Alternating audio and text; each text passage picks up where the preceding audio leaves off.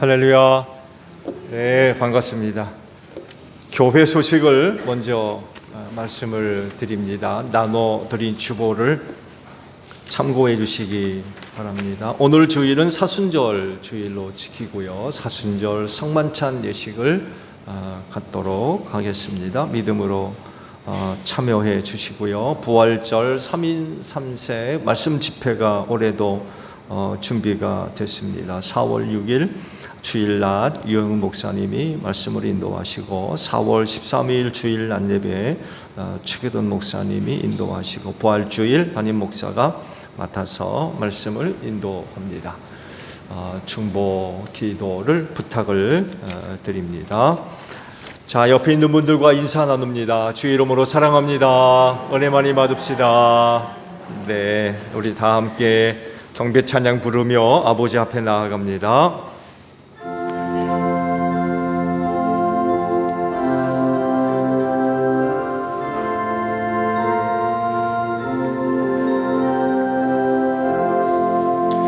이 출구 위에 거하는 온 세상 사람들 그 크신 위엄 높여서 만유의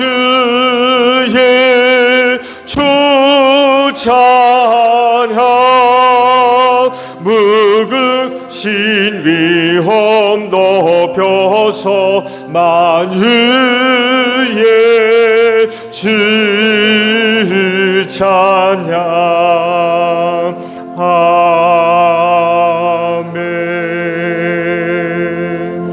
하나님 아버지 감사드립니다. 이 날을 지켜 예배할 수 있도록 한 주간 은혜와 사랑으로 함께해 주심에 감사를 드립니다. 그 은혜와 사랑을 힘입고 정한 날 아버지 앞에 나와 예배하오니 오늘도 저희가 드리는 예배를 기쁘게 받아 주시옵소서. 하나님은 영이시니 신령과 진리로 예배하라 하십니다.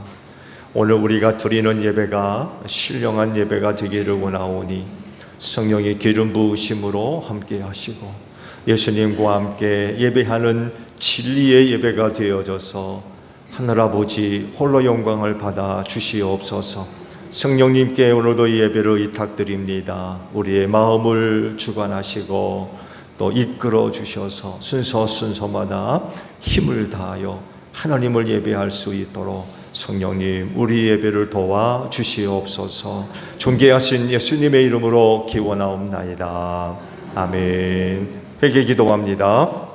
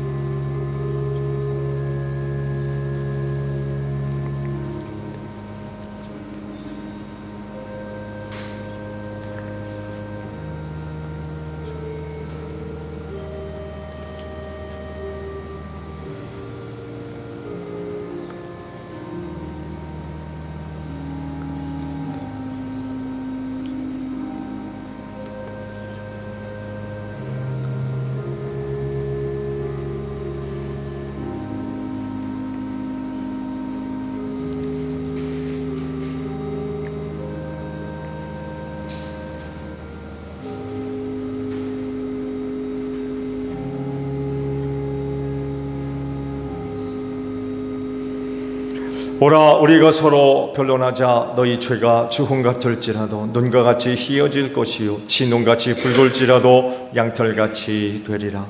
이 말씀대로 진심으로 회개한 여러분의 모든 죄를 예수 그리스도의 십자가의 은혜로 용서하셨습니다.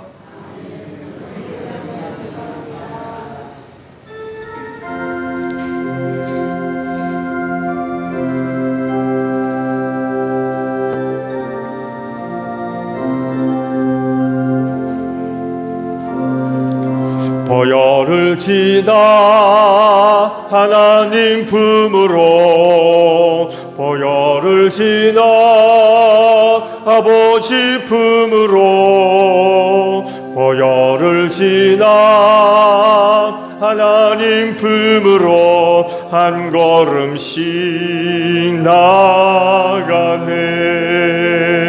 존귀한 주 보혈이 내 영을 새롭게 하시네. 존귀한 주 보혈이 내 영을 새롭게 하네.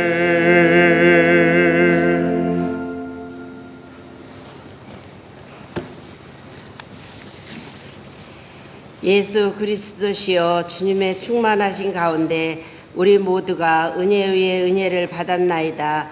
주님은 우리의 영원한 희망이십니다. 주님은 오래 참으시며 자비가 충만하십니다. 주님은 주님의 이름을 부르는 모든 자들에게 은혜를 베푸십니다. 주님은 저희의 죄악을 소멸하여 주십니다. 우리의 죄가로 인해 주님은 십자가 위에서 상함을 입으시고 우리의 불의를 위하여 무덤에 내려가셨습니다. 예수님은 죽음에 자신을 내어주시고 모든 위로의 근원이 되시며 우리의 생명과 부활과 평화의 화해의 구원이 되시나이다. 예수님은 주님을 믿는 모든 이들의 구원자시요 주님을 위하여 죽은 모든 이들의 희망이시며 모든 성도들의 기쁨이십니다. 예수님 하나님의 어린 양이시며 예수님 우리의 죄를 담당하시는 주여 사랑의 하나님 아버지 예수 그리스도 안에서 스스로를 우리에게 내어주셨듯이 하나님의 거룩하신 뜻을 따라 우리를 자신을 하나님께 바칩니다. 그리스도께서 인도하시는 길로만 가도록 우리의 발걸음을 굳건히 지켜주시고 우리의 입은 진리를 말하고 복음을 전하게 하시며 우리 안에 하나님의 생명으로 충만하게 하소서. 예수님의 이름으로 기도합니다. 아멘.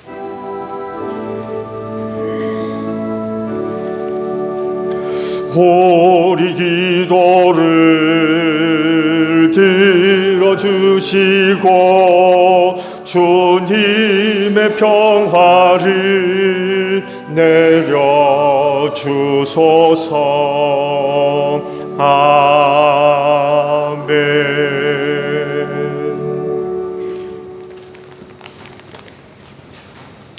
사순절 첫째 주일 성서입니다. 제1독서는 신명기 26장 1절에서 10절입니다.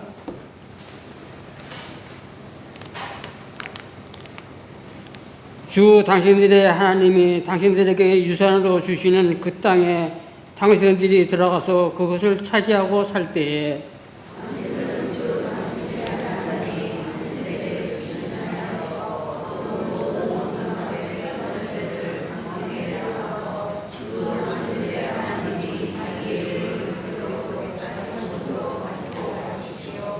거기에서 당신들은 직무를 맡고 있는 제사장에게 가서 주님께서 우리 조상에게 주시겠다고 맹세하신 대로 내가 이 땅에 들어오게 되었음을 제사장께서 섬기시는 주 하나님을 오늘 아렵니다 하고 보고를 하십시오.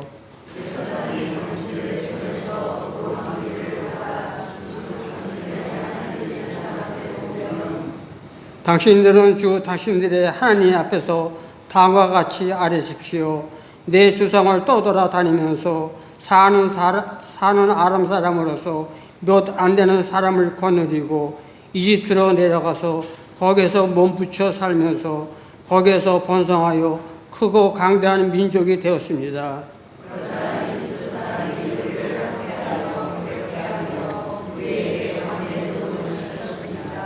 그래서 우리가 주 우리의 조상 하나님께 살려달라고 부르짖더니 주님께서 우리의 울부짖음을 들으시고 우리가 비참하게 사는 것과 고역을 시달린 것과 억압에 짓눌려 있는 것을 보시고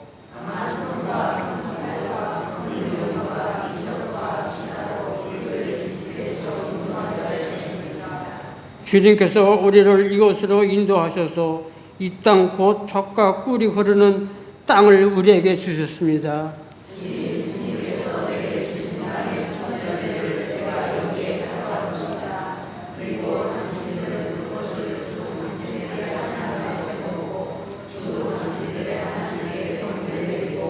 다 같이 합독하시겠습니다. 내 이웃사람과 당신들 가운데서 사는 애국 사람과 함께 주 당신들의 하나님이 당신들과 당신들의 집안에 주신 온갖 좋은 것들을 누리십시오. 제 독서는 로마서 10장 8절에서 13절입니다.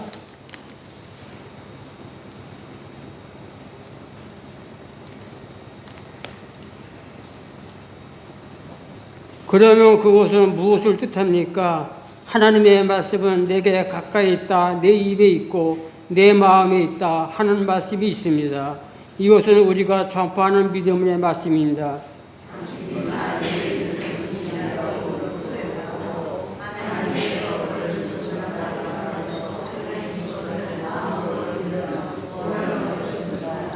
사람은 마음으로 믿어서 의에 이르고 입으로 고백해서 구원에 이르게 됩니다.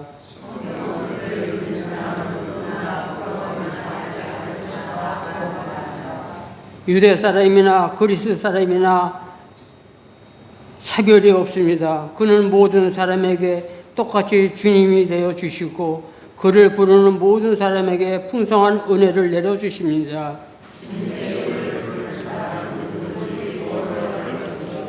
이는 살아계신 하나님의 말씀입니다.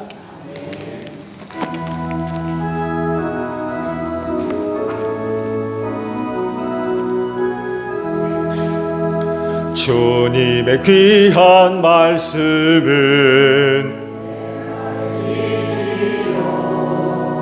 목마른 사막길에서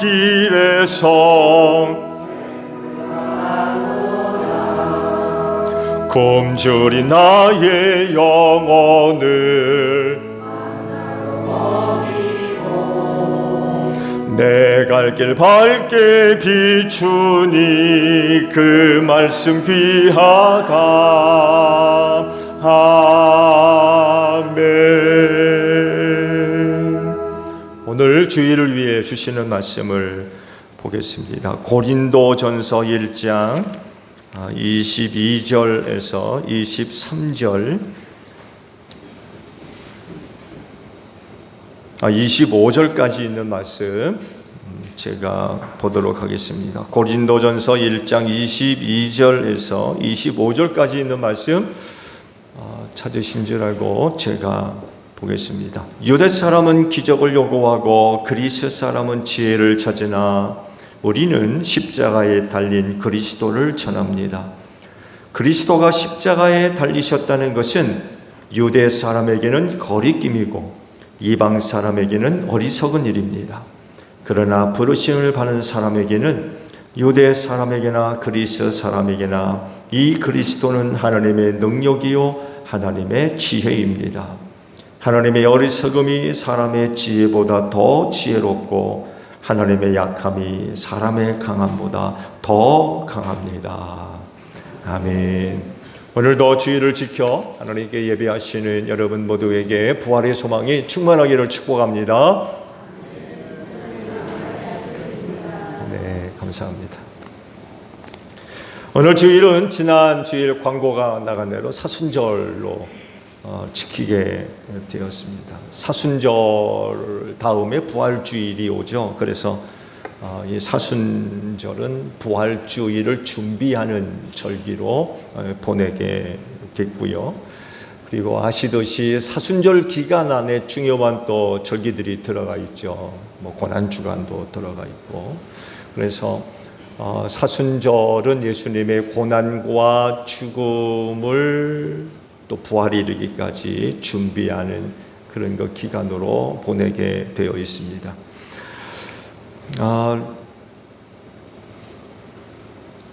우리가 40일 동안을 사순절로 지키게 되었는데 사실은 처음부터 그랬던 건 아니에요. 처음 1세기 때에는 40시간이었다고 그래요. 40시간. 40시간을 사순절로 지키게 되었다가 3세기에 들어서서 6일로 늘었고요.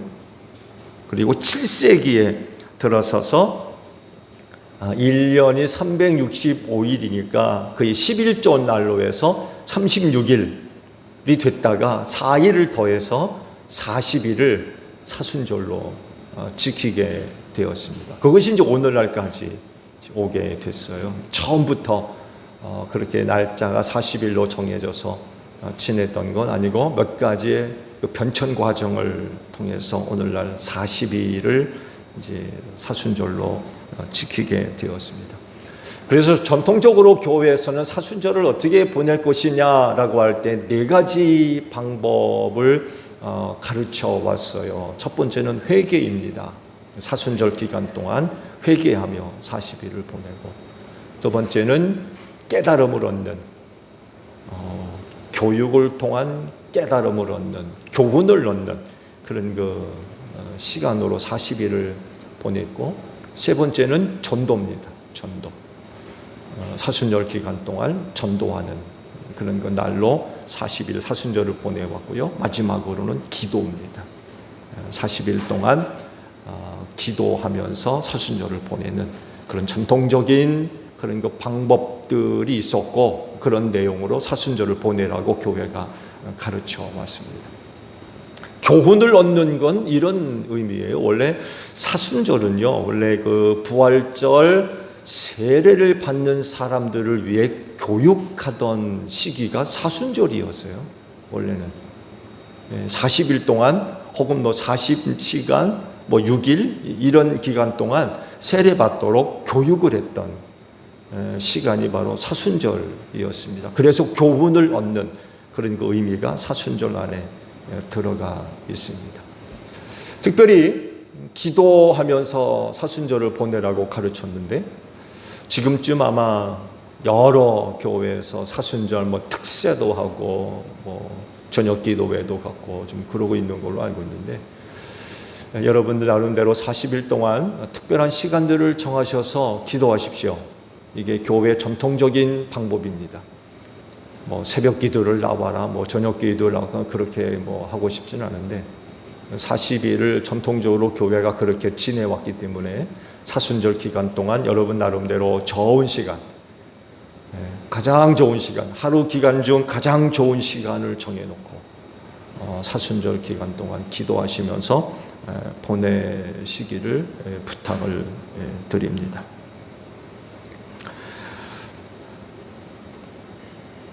복음은 언제나 갈등을 초래해 왔어요. 달라서 그래요. 다른 것뿐만 아니라 어떤 곳에서는, 어떤 사람들에 의해서는 위협이 되기도 했어요. 그러니까 틀린 거죠. 복음이 틀려요. 여러분, 복음이 틀릴 수 있어요? 틀릴 수 없잖아요. 진리인데 어떻게 틀려요? 그렇지만 어떤 사람들에게 있어서 복음은 틀려요. 자기가 그동안 배워왔고 알고 왔던, 심지어는 경험해왔던 것들과 비교해 보았을 때 복음이 틀려요. 그러다 보니까 위협이 돼요. 위협. 그러니까 단순히 다른 걸 넘어서서 위협이 되다 보니까 충돌이 벌어지는 거예요. 갈등이 벌어지고. 그래서 복음이 들어간 곳마다 이런 그 어려운 일들이 일어나지 않은 곳이 없을 정도로 늘 그렇게 갈등을 초래왔죠. 이런 사실을 요한복음 1장에 아주 잘 기록이 되어져 있죠. 최 집사님, 그 1장 9절 이하의 말씀, 네, 감사합니다. 9절부터 볼까요?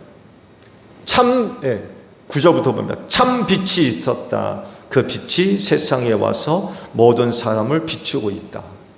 그는 세상에 계셨다. 세상에 그로 말미암아 생겨났는데도 세상은 그를 알아보지 못하였다. 그가 자기 땅에 오셨으나 그의 백성은 그를 맞아들이지 않았다. 라는 말씀이 요한복음 1장에 예수와 관련된 그런 그 말씀을 쭉 기록을 하고 있죠. 이 말씀들을 보게 되면 예수님과 세상이 어떤 관계를 맺고 있었는가를 우리가 발견할 수가 있죠. 그건 조화관입니다. 1장에 있는 말씀을 보셨듯이 그건 갈등이에요. 알아보지도 못하고 환영하지도 않았대요.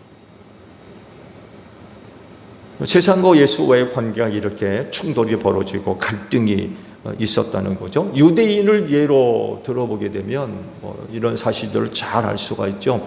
약속의 성취로서 아버지께서 유대인으로 이 세상에 오셨잖아요. 그렇죠? 아브라함의 후손으로, 다윗의 후손으로 오셔야 했기 때문에 하나님은 당연히 사람의 몸을 입고 독생하신 아들 우리 가운데 오실 땐 대한민국 사람으로 오실 수가 없어요. 유대인으로 오셔야만 했다는 거죠. 근데 문제는 뭐냐면 그렇게 유대인으로 오셨음에도 불구하고 유대인들이 몰라봤다는 거예요. 예수가 누군지 몰라요. 환영하지도 않고 믿지도 않고 미워하고 싫어하고 반대하고 나중에는 십자가에 못 박아 죽이기까지 하는 그런 짓을 벌였던 거죠. 여러분, 유대인이 누구예요? 아브라함의 후손 아닙니까? 다른 나라와 민족이 받은 일이 없는 율법의 말씀까지 받았던 그런 사람들이었어요. 그런데도 불구하고 그 예언자들을 통해서 약속의 성취로 오신 예수님이심에도 불구하고 몰라요, 누군지. 예수가 누군지 모르는 거예요. 심지어 어떤 사람들은 알려고도 하지도 않아요. 그들로 하여금 믿게 하려고 기적과 표적을 그렇게 보여줬는데도 믿으려고 하지를 않아요. 유대인들조차도 이랬습니다. 그러니 일반 다른 나라와 민족의 사람들은 오죽하겠습니까? 오죽. 그래서 세상에 복음이 전해질 때에 많은 그런 그 갈등과 어려운 일을 겪을 수밖에 없었고요. 그래서 사도들이 순교를 당해야만 했고요. 또 많은 성도들이 핍박을 피해서 나그네 같이 뿔뿔이 흩어지는 그런 그 생활을 하게 됐죠. 여러분이 나그네 생활을 이렇게 이해하시면 돼요. 우리가 6.25 때 피난 생활들 하셨잖아요. 피난 생활들 하신 분도 계시죠. 그거 생각하시면 돼요. 살던 곳에서 살 수가 없는 거예요. 타 지역으로 숨어 들어가는 거죠. 숨어 들어가는. 전에 젊었을 때죠. 결혼하기 전에 이제 학교를 다니느라 이제 주말에는 내려와서 이제 학교로 올라갈 때 이제 논산에서부터 버스를 타고 치킨버스를 타고 이제 용산까지 올라가거든요. 그러면 이 앞에 국도 1번을 타고 올라가야 돼요. 공주에서 이제 천안으로 넘어오는 그 길이 있잖아요. 정안 내가 오른쪽으로 이제 산들이 이렇게 있는데 어머님이 한때 그러시더라고요. 어머니 그 정안 저쪽 너머로 이제 피신 식구들과 함께 피신을 내려오시니까 그 지역을 잘 아시죠. 전에는 저 언덕 산 밑에가 전부 피난민들이 나와서 이렇게 살았던 곳이라고 그러세요. 저기 뭐 빡빡하게 피난 내려온 사람들이 저 산에 저렇게 진을 치고 이렇게 살았었다고. 지금은 뭐 흔적도 없이 다 사라지고 다 반밭이 됐습니다만 해도 그때 당시까지만 해도 피난 생활을 그렇게 힘들게 어렵게 했다는 거죠. 당시 그 핍박을 피해서 뿔뿔이 흩어져 살았던 성도들, 그때 그걸 생각하시면 돼요. 그렇게 생활한 거예요. 이런 사실들을 베드로전서 1장 1절에 기록을 하고 있죠. 집사님 PPT 한번 열어보세요. 네, 고맙습니다. 예수 그리스도의 사도인 베드로가 본도와 갈라디아와 갑바도기아와 아시아와 비두니아에 흩어져 사는 나그네들인 택하심을 입은 이들에게 이 편지를 씁니다. 라고 말씀하고 있죠. 여러 지역들이 언급되어 있죠. 거기서 사는 사람들을 뭐라고 표현했습니까? 흩어져 사는 나그네들. 핍박을 피해서 견딜 수가 없는 거예요. 핍박을 받아가지고 이렇게 각처로 흩어져서 나그네처럼 살았다는 거예요. 이렇게 살 정도면은 당시 그 핍박이 얼마나 심했었는가를 우리가 알 수 있죠. 너무나 힘들게 초대교인들이 핍박을 받으면서 그렇게 살았어요.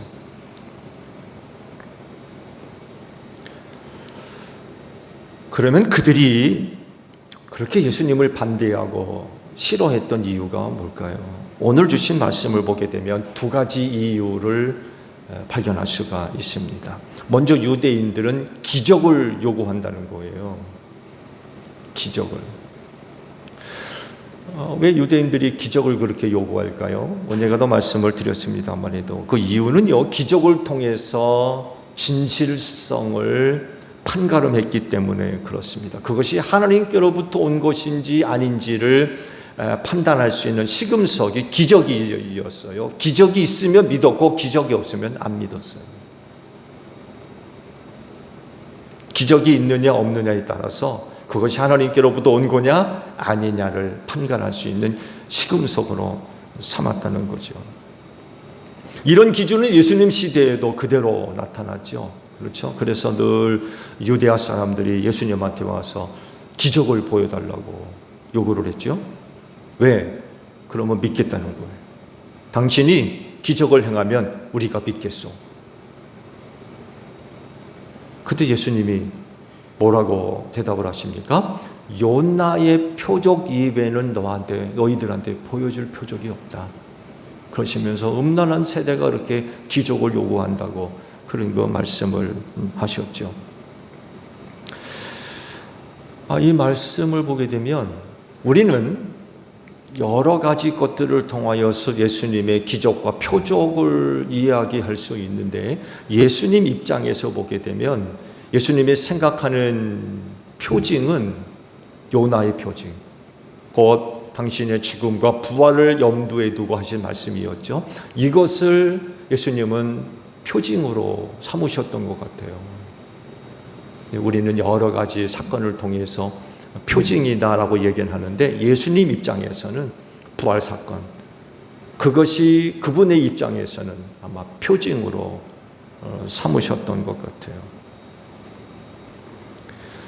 이런 유대인의 그런 그 생각은 예수님에게서만 찾았던 것이 아니라 복음 전하는 사도들에게도 이런 그 기적을 요구를 했어요. 근데 참 감사하게도 저들의 복음 전하는 현장에 기적이 나타났죠. 기적이 나타났어요. 그래서 완고한 유대인들의 마음을 여는 큰 힘이 됐죠. 만약에 사도들이 복음 전하는 현장에 그런 성령의 능력의 역사가 나타나지 않았다 그러면 유대인들로부터 상당한 반감을 샀을 겁니다. 안 믿으니까. 기적이 없거든요. 기적이 없으니까 사도들이 아무리 복음을 전해도 믿으려고 하지를 않는 거죠. 그런데 놀랍게도 복음 전하는 사회의 현장에 그 놀라운 능력의 역사들이 나타나죠. 나타남으로 인하여서 유대인들의 마음의 문을 여는 데 있어서 아주 결정적인 그런 그 역할들을 감당을 했던 거죠. 또 다른 하나는요, 그리스 사람들은 지혜를 찾는다라고 하세요. 그러니까 지혜가 아니면 그들도 보지도 않는 거예요.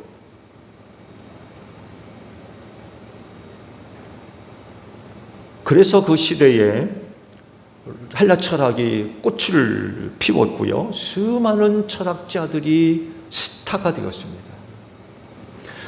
많은 사람들이 그의 제자가 되었고요. 또 많은 사람들이 그 철학자들의 하는 이야기를 들어보려고 모였고요. 귀를 기울였습니다.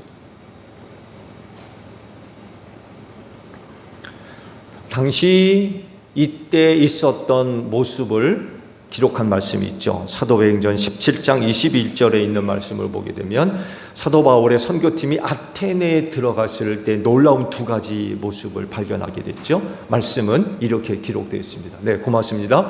모든 아테네 사람과 거기에 살고 있는 외국 사람들은 무엇이나 새로운 것을 말하고 듣는 일로만 세월을 보내는 사람들이었다라고 기록을 하고 있어요. 여기서 무엇이나 새로운 것을 말하고 듣는 일이라는 것은 헬라 철학자들의 이야기, 그들의 가르침, 그들의 이야기에 귀를 기울이는 데만 하루 종일 시간을 쓰는 사람들이었대요.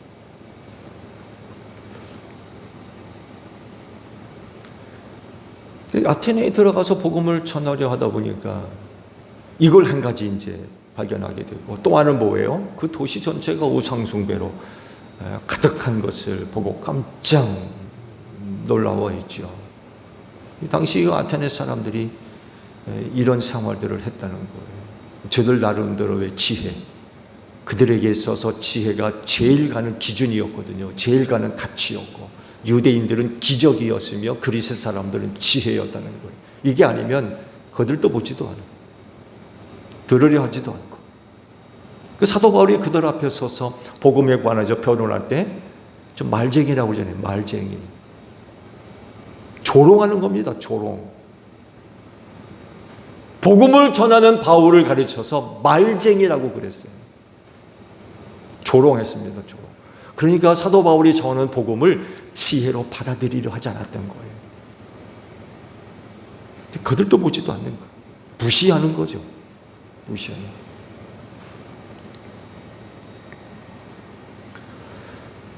근데 문제는 이제 복음이지요. 복음이 문제예요. 왜냐하면 그건 기적도 아니거든요. 그건 지혜도 아니고. 복음이 문제예요. 그들이 찾는 게 아니었기 때문에 그래요. 사도들과 성도들에 의해서 전해진 것은 십자가에 달린 그리스도였다고 말씀을 하거든요. 십자가에 달린 그리스도, 그게 무슨 기적이에요? 또 그게 무슨 지혜이고. 그래서 당시 유대인들이나 그리스 사람들이 복음을 들었을 때 좋아하지 않았어요. 저들이 찾는 게 없었기 때문에 그래요. 복음을 두고 유대인들은 거리낌이 됐다고 그러죠. 유대인들은 십자가에 달린 그리스도를 거리꼈다고 그래요. 좋아하지 않았던 거죠. 또 그리스 사람들에게는 어리석은 것이 되었다라고 말씀을 하고 있습니다. 유대인들이 십자가에 달린 그리스도가 거리낌이 된 이유는 무엇이었을까요? 그 이유는 저주로 받기 때문에 그래요. 하나님으로부터 저주받은 이런 것들로 이해를 했기 때문에 십자가에 달린 그리스도를 거리켰습니다. 좋아하지를 않았다는 거죠. 신명기 21장 23절에 있는 말씀을 보게 되면 이런 말씀이 있어요. 그러나 당신들은 그 죽음을 나무에 매달아 둔 채로 밤을 지내지 말고 그날로 묻으십시오. 나무에 달린 사람은 하나님께 저주를 받은 사람이기 때문입니다. 당신들은 당신들의 하나님이 당신들에게 유산으로 준 땅을 더럽혀서는 안 됩니다. 이런 말씀이 신명기 21장에 기록되어 있어요. 나무에 누가 달려요? 예수가 달렸잖아요. 신명기 21장에 있는 말씀이 이렇게 기록돼요. 나무에 달린 자마다 하나님으로부터 저주받은 자다. 예수가 누구란 얘기예요? 하나님에게 저주받은 자였어요. 근데 이런 예수를 믿으라고 하니까 유대 사람들 입장에서는 참 기가 막히게 노릇이죠. 하나님으로부터 저주받은 사람을 믿으라니. 그게 거리끼는 거예요. 좋아하지 않는 거예요.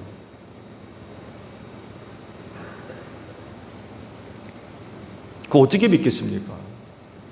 나무에 달린 자마다 하나님한테 저주받은 자라고 말씀을 하셨는데 예수가 그 십자가에 달렸잖아요. 근데 그런 예수를 믿으라고 하니까 유대인 입장에서는 참 기가 막힌 노릇이죠. 어떻게 보게 되면 기분 나쁜 얘기죠. 하나님께 저주받은 자를 믿으라고 그러니까 유대인들 입장에서는 좋아할 일 만무죠. 또 그리스 사람들에게는 십자가에 달린 그리스도는 어리석게 여겼다고 말씀을 하죠. 왜냐하면은요, 당시 그리스 사람들에게, 그리고 로마 문화권 속에서 알려진 십자가는요, 굉장히 어쩌면 가장 잔혹한 형벌이었습니다. 십자가형이. 아무에게나 그 십자가에 매달지 않았어요. 흉악한 범죄자. 가장 흉악한 죄를 범한 흉악한 범죄자들에게 십자가형을 처했어요. 이것이 그 당시 그리스 사람들이 이해했던 십자가입니다. 좋아하겠어요? 우리는 예수 믿는 사람으로서 금이나 보석을 해서 십자가 치장해서 달고 다니잖아요. 근데 당시 그리스 사람 입장에서는 십자가가 그렇게 이해를 했기 때문에 좋아할 수가 없는 거예요. 가장 흉악범이 처형당하는 그게 십자가형이었거든요. 근데 십자가에 달린 예수를 믿으라 하니 그리스 사람 입장에서는 어려운 거죠. 환영할 수가 없는 거죠. 좋아할 리가 없죠. 흉악한 죄를 짓고 십자가에서 죽었는데 그를 가리켜서 구원자라고 얘기하고 하나님의 아들이라고 얘기하고, 그러니 그리스 사람 입장에서는 이거 참 어려운 거죠. 그 믿기가 쉽지가 않았던 거예요. 그래서 당시 그 복음 전하는 일들이 결코 쉽지가 않았던 거죠. 복음을 받아들일 만한 바탕이 전혀 마련이 되어 있지를 않았어요. 그런 곳에 이제 복음의 씨앗을 뿌리려 하니 얼마나 어려웠겠습니까? 너무나도 힘들고 어려웠던 거죠. 또 믿는 것도 쉽지 않았고요. 거리끼고 또 어리석게 여기는 것, 그런 것들을 전하고 말할 때에 듣는 사람 입장에서도 참 어려운 일이죠. 듣는 사람 입장에서도 참 어려운 문제였어요. 그렇지만 십자가에 달린 그리스도를 전하지 않을 수가 없었죠. 왜냐하면 하나님의 능력이고 하나님의 지혜였기 때문에 그렇습니다. 곧 그리스도가 십자가에 죽으심으로 말미암아 인간이 지은 모든 죄도 함께 죽게 하셨고, 예수님만 십자가에서 죽으신 것이 아니라 죄인된 나도 그와 함께 죽게 하셨기 때문에 그래요. 이것이 바로 하나님의 능력이고 지혜가 되었던 거죠. 그래서 갈라디아서 2장 20절에 이런 거 말씀을 하시죠. 나는 그리스도와 함께 십자가에 못 박혔습니다. 이제 살고 있는 것은 내가 아닙니다. 그리스도께서 내 안에 살고 계십니다. 내가 지금 육신 안에서 살고 있는 삶은 나를 사랑하셔서 나를 위하여 자기 몸을 내어주신 하나님의 아들을 믿는 믿음 안에서 살아가는 것입니다. 이런 고백을 갈라디아서 2장 20절에 기록을 하고 있어요. 찬양을 해볼까요? 내가 그리스도와 함께. 찬양이 있죠. 네, 최주사님 고맙습니다. PPT 준비해 주셔서 고맙습니다. 잘 아시죠?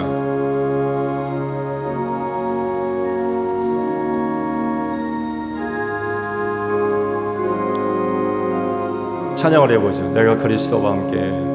내가 그리스도와 함께 십자가에 못 박혔나니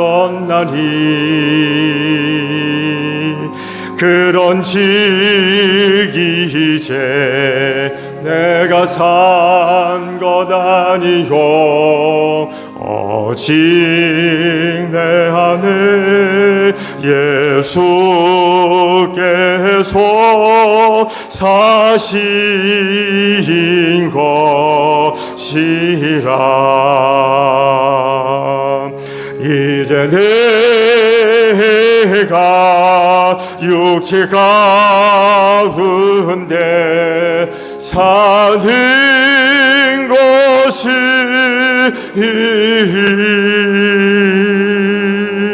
나를 사랑하사 자기 몸 버리신 예수 위에 산 것이라. 한 번 더 할까요? 내가 그리스도와 함께, 내가 그리스도와 함께 십자가에 못 박혔나니, 그런즉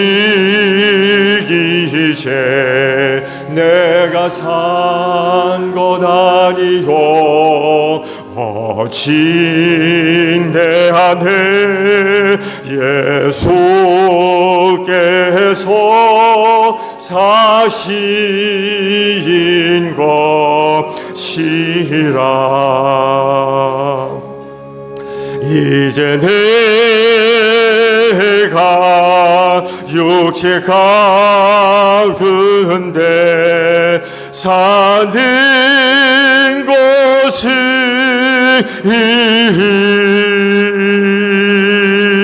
나를 사랑하사 자기 몸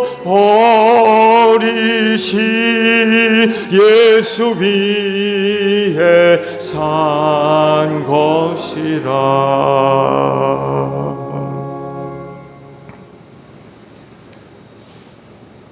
우리로 하여금 이렇게 살게 하시려고 예수가 죽을 때에 나도 같이 죽게 하셨다는 거죠.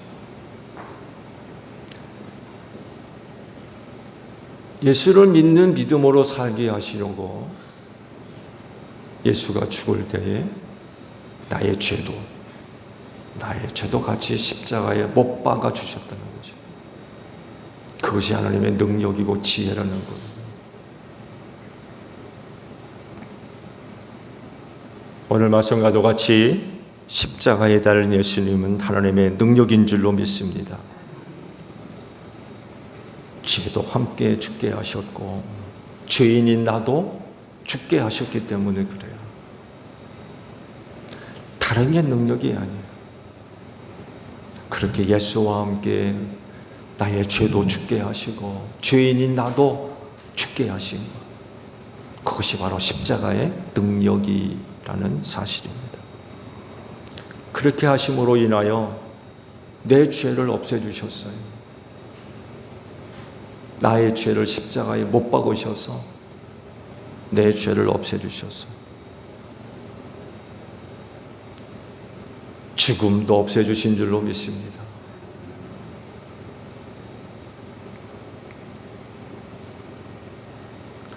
십자가에 달린 예수님이 하나님의 지혜가 되는 것은요, 그렇게 함으로써 죄가 해결되게 하셨기 때문에 그렇습니다.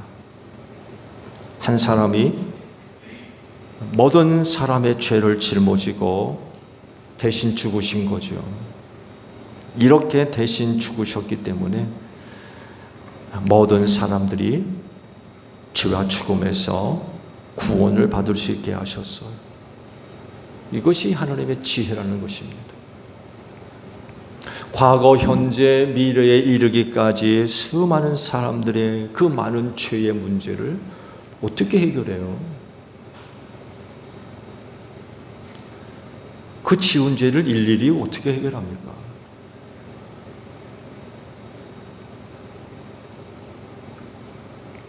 방법이 없어요.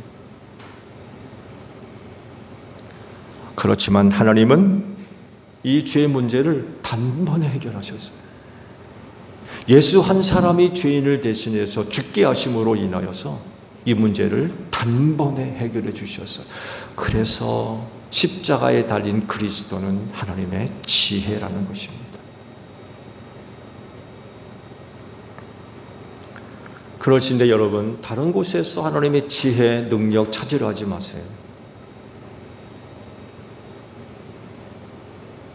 하나님의 능력, 하나님의 지혜, 신앙생활하는 사람들이라고 하면은 그런 거 찾아볼 수도 있어요. 하나님의 능력이 어떤 건지, 하나님의 지혜는 어디에 있는지. 근데요, 다른 곳에서 찾지 마세요. 십자가에 달린 예수 그리스도를 바라보시면 돼요. 그게 하나님의 능력이고 지혜라고 하셨기 때문에 그렇습니다. 그럴진데 사순절을 보내시면서 십자가에 달린 예수 그리스도를 바라보시고 그곳에서 하나님의 능력과 지혜를 발견할 수 있는 여러분들이 되시기를 바랍니다. 기도하겠습니다. 사순절을 보냅니다. 주님의 고난과 십자가에 대한 깊은 영적인 묵상이 이루어지게 하시고 십자가에 달린 그리스도는 하나님의 능력이요 지혜라고 말씀을 하십니다. 다른 곳에 하나님의 능력과 지혜를 찾을 것이 아니라 십자가에 달린 그리스도에게서 우리는 하나님의 능력과 지혜를 발견해야 될 줄로 믿습니다. 우리의 눈을 활짝 열어주셔서 십자가에 달린 그리스도를 바라볼 수 있는 저희 모두가 될 수 있도록 사순절을 인도하여 주시옵소서. 예수님의 이름으로 기도하옵나이다. 아멘.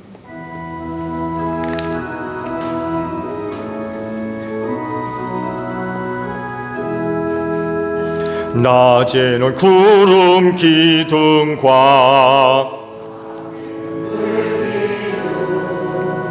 주 백성 앞에 나타나 하늘의 깊은 지혜를 주 말씀 밝히 알도록 늘 도와주소서. 아멘. 화답 찬양 우리 하나님께 드립니다.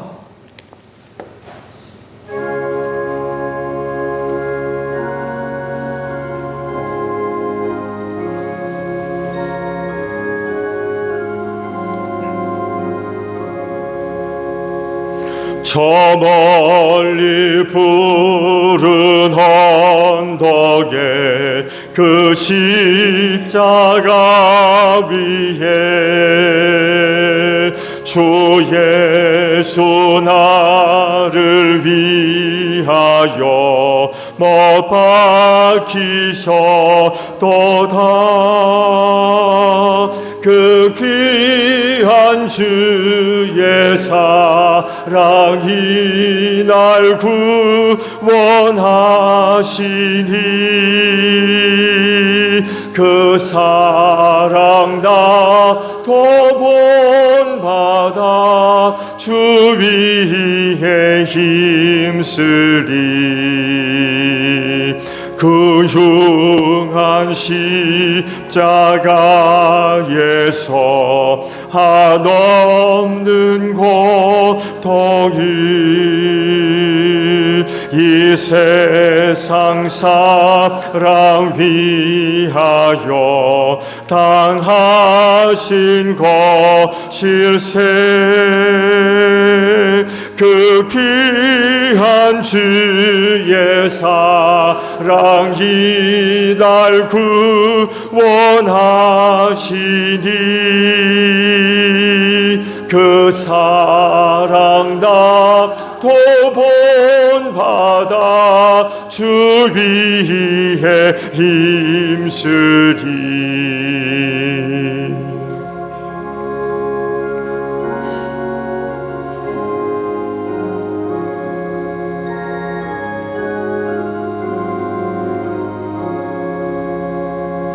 그 흘린 봄의 피로써 날 속량했으니 저 하늘 문을 여시고 날 인도하시리. 그 귀한 주의 사랑이 날 구원하시니 그 사랑 나도 본받아 주 위에 힘쓰리. 아멘. 주께서 말씀하시길 내가 제단에 제물을 드리려고 하다가 내 형제나 자매가 내게 어떤 원한을 품고 있다는 생각이 나거든 너는 그 제물을 제단 앞에 놓아두고 먼저 가서 내 형제나 자매와 화해하여라. 그런 다음에 돌아와서 제물을 드려라 하셨습니다. 주님의 평화가 여러분과 함께 하시기를 축복합니다.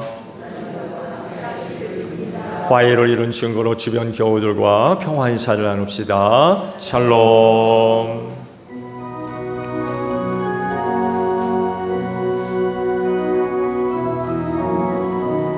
하나님 어린 양 세상의 죄를 없애시는 주여, 하나님 어린 양 세상의 죄를 없애시는 주여, 하나님 어린 양 세상의 죄를 없애시는 주여, 우리에게 평화를 주소서. 여러분, 성경이 이르기를 각자 마음에 정한 대로 해야 하고 아까워하며 손해거나 마지못해 사는 일은 없어야 합니다. 하나님께서는 기쁜 마음으로 내는 사람을 사랑하십니다 라고 하셨습니다.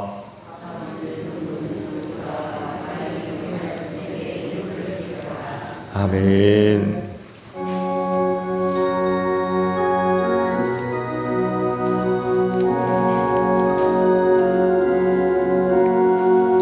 주 예수 내가 알기 전 날 먼저 사랑했네. 그 크신 사랑 나타나 내 영혼 거듭났네. 주 내 맘에 늘 계시고 나 주의 안에 있어. 저 포도 비유 같으니 참 좋은 나의 친구, 내 친구 돼.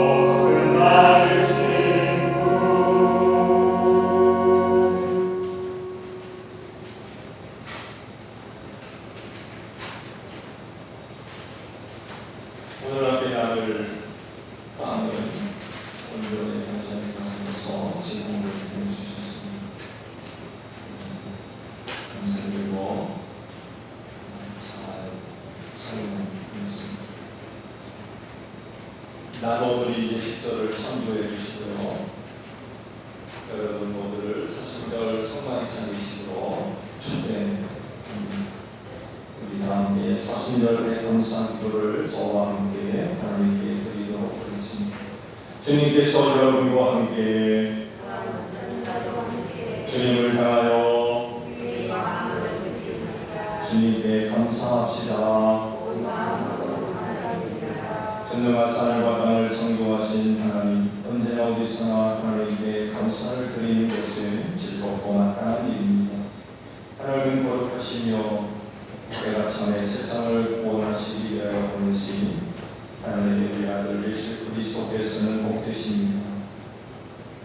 주님께서는 자신을 비우사 중에 형체를 가져 사람들과 같이 두셨으며 자기를 낮추사 죽기까지 순종하셨습니다.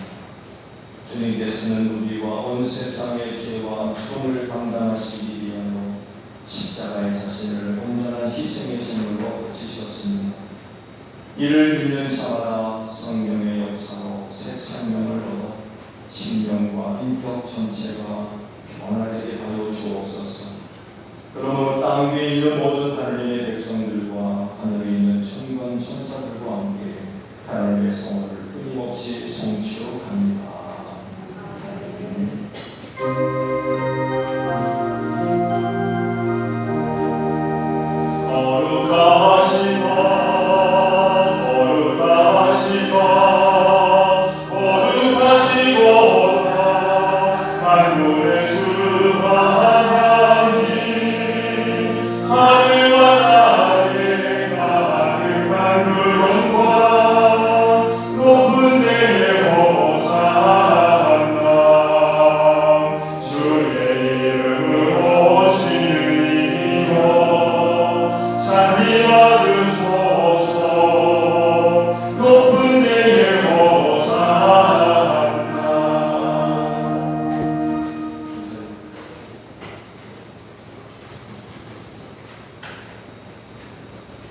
예수께서 잡히 쓰던 밤에 떡을 가지사 축사하시고 떼어 가셨네. 받아 먹으라. 이것은 너희를 위한 내 몸이니 이것을 행하는 나를 기념하라 하셨습니다. 이 빵은 여러분들을 위해 찢기신 예수 그리스도의 귀하신 몸입니다.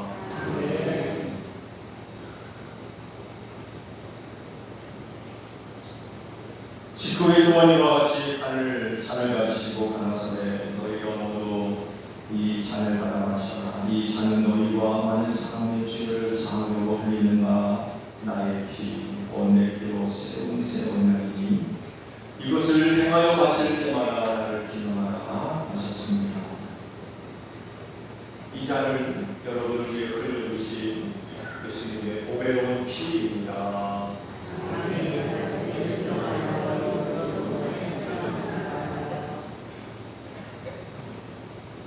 주님, 이 자리에 모인 저희들과 갖춰진 이 예물 위에 시간 성령님을 보내주시사 이 식탁을 거룩하게 하옵소서. 이것들이 저희를 위한 생명의 양식이 되게 하시고 여기에 참여하는 저희가 다 그리스도 안에서 하나가 되게 하옵소서. 그리스도를 통하여 그리스도와 함께 또 그리스도 안에서 성령이 하나 되게 하심으로 모든 존귀와 영광이 세세토록 아버지께 있사옵나이다. 아멘.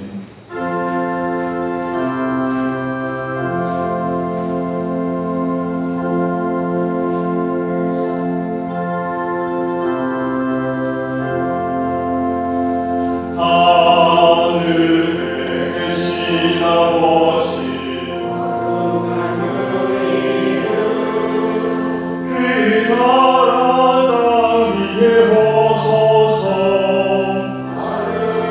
그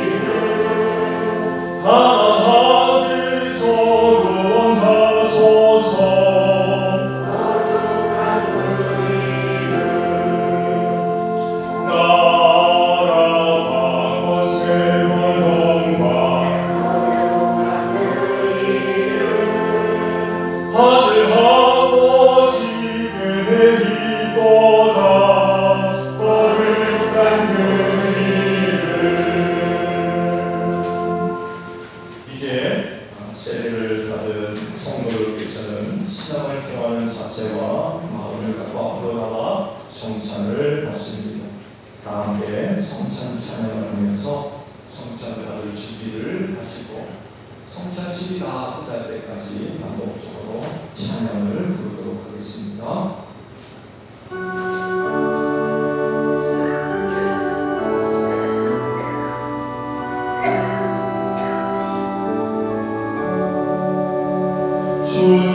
주님을 찬양하라 온 세상이여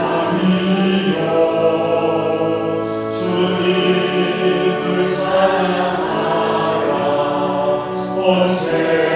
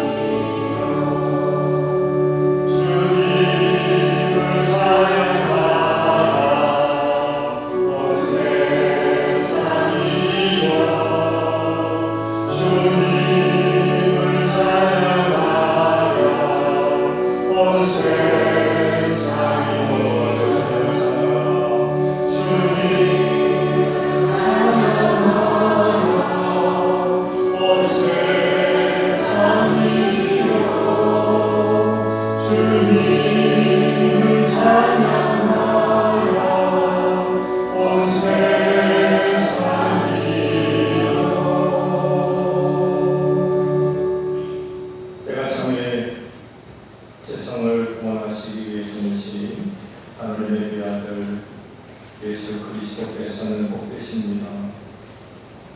우리는 무지하여 각기 제갈 길로 갔지만 우리 주님께서는 우리를 사랑하시되 끝까지 사랑하여 주셨습니다. 주님께서는 자신을 비우시고 우리의 기쁨을 충만하게 하시고 고통당하는 자들과 함께 하셨습니다. 주님께서는 제자들의 발을 씻겨주셨고 언제까지나 함께 하시겠다는 약속의 표징으로 제자들에게 거룩한 식탁을 베풀어 주셨습니다. 주님 오늘 거룩한 식탁에 참여한 모두가 주님께서 말씀하신 대로 서로 사랑하며 살게 하여 주옵소서. 예수님의 이름으로 기도드립니다. 아멘. 다승찬송 드리겠습니다.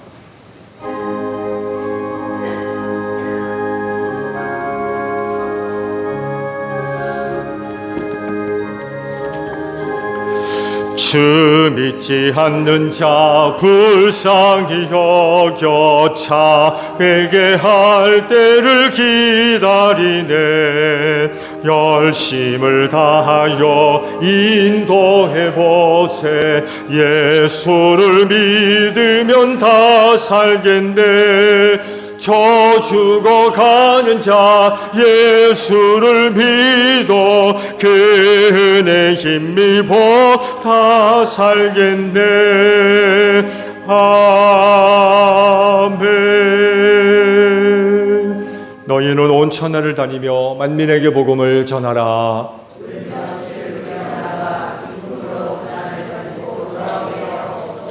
아멘.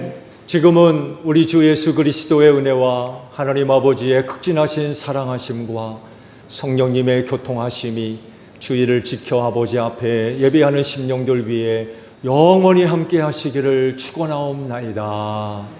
아멘.